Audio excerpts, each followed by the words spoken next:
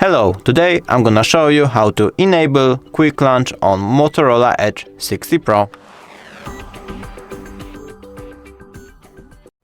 First, we need to open settings. So just scroll up, click on your search bar, write settings.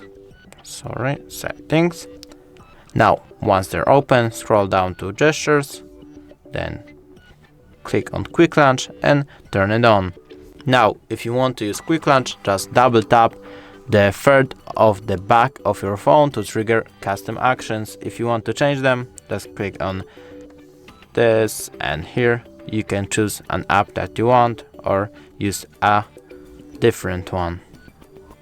Thanks for watching. I hope I helped you. It would be really nice if you could subscribe to our channel. Bye and see you soon.